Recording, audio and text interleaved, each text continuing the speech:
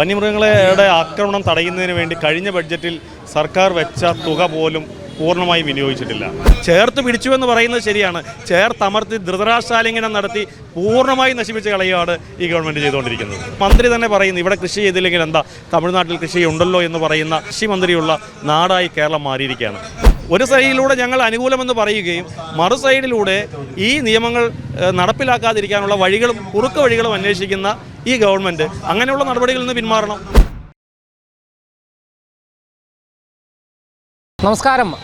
കർഷകർക്ക് കൃഷി ചെയ്യാനോ ജീവിക്കാനോ സാധിക്കാത്ത അവസ്ഥയിലേക്ക് നമ്മുടെ സംസ്ഥാനം എത്തിയിരിക്കുകയാണ്.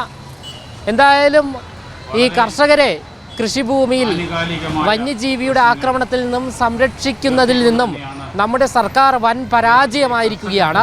ഈ ഒരു സാഹചര്യത്തിൽ കർഷക കോൺഗ്രസ് പ്രതിഷേധവുമായി രംഗത്ത് വന്നിരിക്കുകയാണ്. കർഷകർക്ക് സത്യത്തിൽ കേരളത്തിൽ കൃഷി ചെയ്യാൻ മാത്രമല്ല ജീവിക്കാൻ പോലും പറ്റാത്ത സാഹചര്യത്തിലേക്ക് എത്തിയിരിക്കുന്നു. കർഷക കോൺഗ്രസിൻ്റെ അഭിപ്രായം, പ്രതികരണം എന്താണ്? കേരളത്തിലെ കർഷക സമൂഹം വലിയ പ്രതിസന്ധിയിലാണ്. മലയോര മേഖലയോട് ചേർന്ന് ജീവിക്കുന്ന ആളുകൾ, അവർക്ക് കൃഷി ഇറക്കാൻ സാധിക്കുന്നില്ല. വന്യമൃഗശല്യം വളരെ രൂക്ഷമായ രീതിയിലാണ്. വന്യമൃഗങ്ങളുടെ ആക്രമണം തടയുന്നതിന് വേണ്ടി കഴിഞ്ഞ ബഡ്ജറ്റിൽ സർക്കാർ വെച്ച തുക പോലും പൂർണ്ണമായി വിനിയോഗിച്ചിട്ടില്ല. ഫെൻസിങ്ങുകൾ ശരിയായ രീതിയിൽ ചെയ്യുന്നില്ല. ഉള്ള ഫെൻസിങ്ങുകൾക്ക് പ്രോപ്പറായ മെയിൻ്റനൻസ് ഇല്ല. ആന മതിലുകളില്ല. ഇതെല്ലാം വാഗ്ദാനങ്ങളിൽ ഒതുങ്ങുകയാണ്. താഴെ ഇടനാട്ടിലേക്ക് ഇറക്കി കഴിഞ്ഞ് കഴിഞ്ഞാൽ വനത്തിൽ നിന്ന് ഇറങ്ങുന്ന കാട്ടുപന്നി അടക്കം കുരങ്ങടക്കമുള്ളവയുടെ ശല്യം വലിയ തോതിലാണ്. വാഴ കൃഷി സാധിക്കുന്നില്ല, മരച്ചീനി സാധിക്കുന്നില്ല. തെങ്ങിൽ നിന്ന് കരിക്കും വെള്ളയ്ക്കയും പോലും കുരങ്ങും മരപ്പെട്ടിയും അടക്കമുള്ള വന്യമൃഗങ്ങൾ നശിപ്പിച്ചുകൊണ്ടിരിക്കുകയാണ്.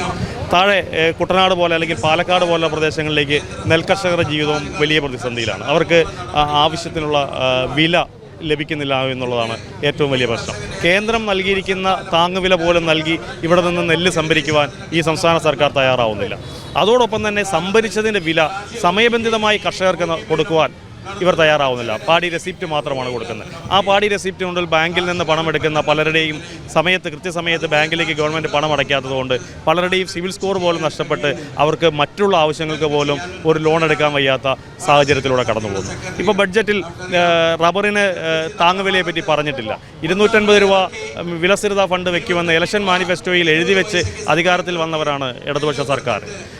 അന്താരാഷ്ട്ര മാർക്കറ്റിൽ ഡോളറിന് 3 രൂപയ്ക്ക് മേലെ വില നിൽക്കുകയാണ്. ആ സമയത്ത് പോലും മാർക്കറ്റ് വില 250 മേലെ ഉയർന്നു നിൽക്കുന്ന സമയത്ത് പോലും റബ്ബറിൻ്റെ താങ്ങുവില ഇവർ ഉയർത്തിയിട്ടില്ല. അങ്ങനെ എല്ലാ തരത്തിലും കാർഷിക മേഖല വലിയ പ്രതിസന്ധി നേരിട്ടുകൊണ്ടിരിക്കുകയാണ്. ഗവൺമെൻറ്റിൻ്റെ ഭാഗത്തു നിന്ന്, സർക്കാരിൻ്റെ ഭാഗത്തു നിന്ന് കർഷകരെ സംരക്ഷിക്കുവാൻ, അവരെ നിലനിർത്തുവാനുള്ള ഒരു സമീപനവും യഥാർത്ഥത്തിൽ ഇല്ല എന്നതാണ് വസ്തുത.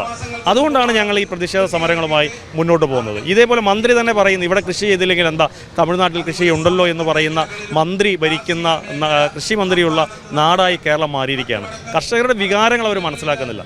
ഈ നാട്ടിൽ കൃഷി ഇല്ല എങ്കിൽ എത്ര കാലം അന്യ സംസ്ഥാനങ്ങളെ ആശ്രയിച്ചുകൊണ്ട് നമുക്ക് ജീവിക്കാൻ സാധിക്കും? ഇടത് കേന്ദ്രങ്ങൾ ഈ ബജറ്റിനെ കുറിച്ച് വിശേഷിപ്പിക്കുന്നത് കർഷകരെ ചേർത്ത് നിർത്തിയെന്ന്. അതവരുടെ സാധാരണ ഉള്ള ന്യായീകരണ ക്യാപ്സ്യൂളെന്ന് മാത്രമേ ഉള്ളൂ. ആ ബഡ്ജറ്റ് എടുത്ത് പരിശോധിച്ചാൽ നമുക്ക് മനസ്സിലാക്കാം കർഷകരെ ചേർത്ത് നിർത്തുന്ന എന്ത് പദ്ധതിയാണ് അതിലുള്ളത്. വിള ഇൻഷുറൻസുമായി ബന്ധപ്പെട്ട് നമ്മൾ കാലങ്ങളായി പറയുന്ന നിർദ്ദേശങ്ങളുണ്ട്. വന്യമൃഗങ്ങൾ കുറേശ്ശെയായിട്ടായിരിക്കും ചിലപ്പോൾ നശിപ്പിക്കുന്നത്. അത് ക്ലെയിം ചെയ്താൽ നമുക്ക് വിള ഇൻഷുറൻസ് നമുക്ക് ആ പരിധിയിൽ വരില്ല. അപ്പോൾ അതുകൊണ്ട് വിള ഇൻഷുറൻസ് വന്യമൃഗങ്ങൾ നശിപ്പിക്കുന്നത് ഒരു 3 മാസ കാലയളവിൽ നശിപ്പിക്കപ്പെട്ടതിൻ്റെ കണക്കെടുത്ത് അത് ആ ഇൻഷുറൻസ് പരിധിയിൽ നഷ്ടപരിഹാരം നൽകണമെന്ന് നമ്മൾ പറയുന്നുണ്ടായിരുന്നു. അതിനെപ്പറ്റി യാതൊരു പരാമർശവുമില്ല. കർഷക ക്ഷേമനിധി ബോർഡ് ഒരു കർഷകന് മിനിമം 10,000 രൂപ തൊട്ട് 50,000 രൂപ വരെ ഗുണഭോക്തൃ വിഹിതം അടച്ചാൽ കർഷക പെൻഷൻ ലഭിക്കുമെന്ന് പറഞ്ഞു തുടങ്ങിയതാണ്. കർഷക ക്ഷേമനിധി ബോർഡിൽ 15 ലക്ഷം ആൾക്കാരെ ഗുണഭോക്താക്കളെ ചേർക്കുമെന്ന് പറഞ്ഞ സർക്കാർ 15,000 വ്യക്തികളെ പോലും ആ കർഷക ക്ഷേമനിധി ബോർഡിൽ ഉൾപ്പെടുത്താൻ സാധിച്ചിട്ടില്ല. പിന്നെ അവർക്ക് എങ്ങനെയാണ് പെൻഷൻ ലഭിക്കുന്നത്? ഈ സാമൂഹ്യക്ഷേമ പെൻഷൻ, കർഷക ക്ഷേമ പെൻഷൻ ഒന്നിപ്പിച്ചു, അത് വർദ്ധിപ്പിക്കാൻ സാധിച്ചിട്ടില്ല, വർദ്ധിപ്പിക്കാൻ ശ്രമിച്ചിട്ടില്ല. ഉള്ളത് തന്നെ കുടിശ്ശിക തീർക്കുമെന്നാണ് പറഞ്ഞിരിക്കുന്നത്, തീർത്തിട്ടില്ല. അപ്പോൾ കർഷകരെ പൂർണ്ണമായ രീതിയിലും ഈ ഗവൺമെൻറ്, കേന്ദ്ര സംസ്ഥാന ഗവൺമെൻറ്റിൽ അവഗണിക്കുകയാണ്. ചേർത്ത് പിടിച്ചുവെന്ന് പറയുന്നത് ശരിയാണ്. ചേർത്തമർത്തി ധൃതരാഷ്ട്രാലിംഗനം നടത്തി പൂർണ്ണമായി നശിപ്പിച്ച് കളയുകയാണ് ഈ ഗവൺമെൻറ് ചെയ്തുകൊണ്ടിരിക്കുന്നത്. എന്തൊക്കെ ആവശ്യങ്ങളാണ് ഈ രാപ്പകൽ സമരത്തിലൂടെ കർഷക കോൺഗ്രസ് ഉന്നയിക്കുന്നത്? ഞങ്ങൾ പ്രധാനമായി ആവശ്യപ്പെടുന്നത് വന്യമൃഗശല്യം, അതിന് ശാശ്വതമായ പരിഹാരമുണ്ടാകണം. വനത്തിന് ഉൾക്കൊള്ളാൻ സാധിക്കാത്ത തരത്തിൽ വന്യമൃഗങ്ങൾ പെരുകിയതുകൊണ്ടാണ് ഇത്രയും രൂക്ഷമായി ഈ വന്യമൃഗങ്ങൾ നാട്ടിലേക്ക് ഇറങ്ങുന്നത്. കടുവയടക്കം വയനാട് കാടുകളിൽ 80ഓളം കടുവകളുണ്ടെന്നാണ് ഫോറസ്റ്റ് ഡിപ്പാർട്ട്മെൻറ്റിൻ്റെ തന്നെ കണക്ക് പറയുന്നത്.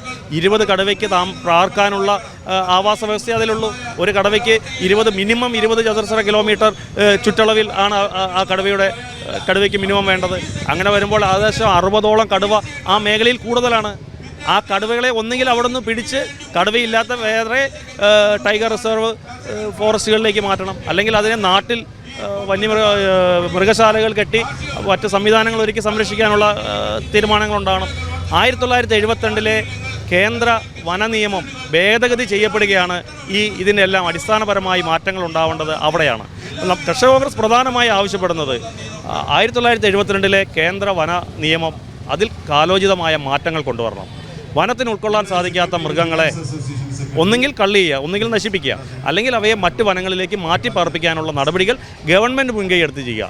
അതേപോലെ തന്നെ കാട് ജനിച്ചതിന് ശേഷം കണ്ടിട്ടില്ലാത്ത കാട്ടുപന്നിയുണ്ട്.